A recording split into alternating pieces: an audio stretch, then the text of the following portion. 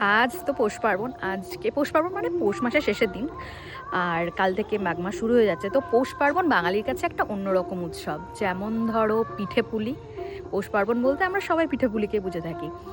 আর এই দিনে আমাদের বাড়িতে পিঠে হবে। আর আজকে অফিস থেকে ফিরছিলাম, জাস্ট এখনো বাড়িও ঢুকিনি, দেখি কাকিমা পিঠে বানাচ্ছে, তো দেখে দাঁড়িয়ে গেছি। একটা দুটো খেতে শুরু করে দিয়েছি, আর এখন পিঠে বানাবে, দেখবো, দেখে তারপর বাড়ি যাবো। চলো দেখি। নান্দুনি নুন জল না, ওটা না তেল। এটা তেল দিচ্ছ, সাদা তেল? ওইটা ছিল নুন জল।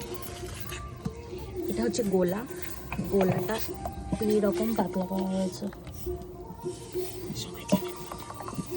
না পা কেউ এখন আর ছাচ্ছি পোড়া, মানে এইটা কি বলে, আমরা বলি কি যেন কাঁচি পোড়া। এখন আর অত কাঁচি পোড়া পিঠে কেউ বানাতে পারে না, আমি গ্যারান্টি দিয়ে বলতে পারি। সব গ্যাসে ফ্যাসে হয় না, পাতি কাঠের উনুনে পিঠে করতে হবে, তাহলেই হবে স্বাদ। সে পুড়ে গেলেও পাল্টা টেস্ট, হ্যাঁ টেস্ট থাকবে আলাদা।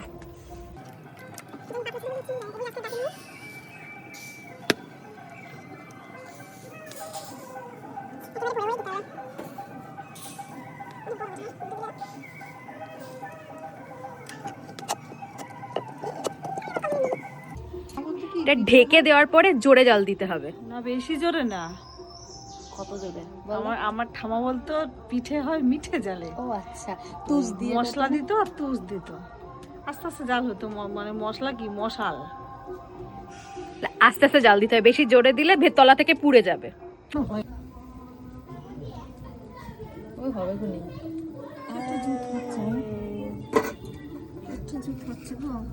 হবে হবে।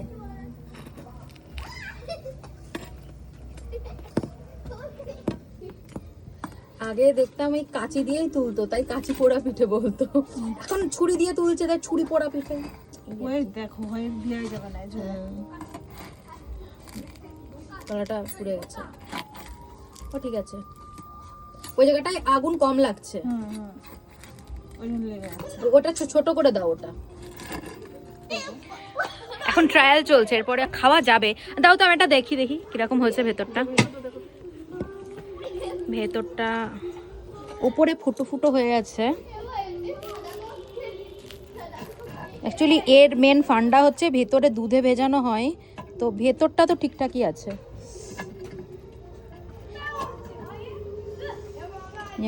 ভেতরটা ঠিক আছে গো,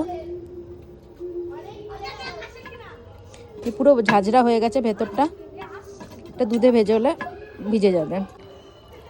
ঠিক আছে, চলো আমি খেয়ে থাকি। তত সময়ের জন্য গুড নাইট, দেখা হচ্ছে অন্য একটা ব্লগে। তত সময়ের জন্য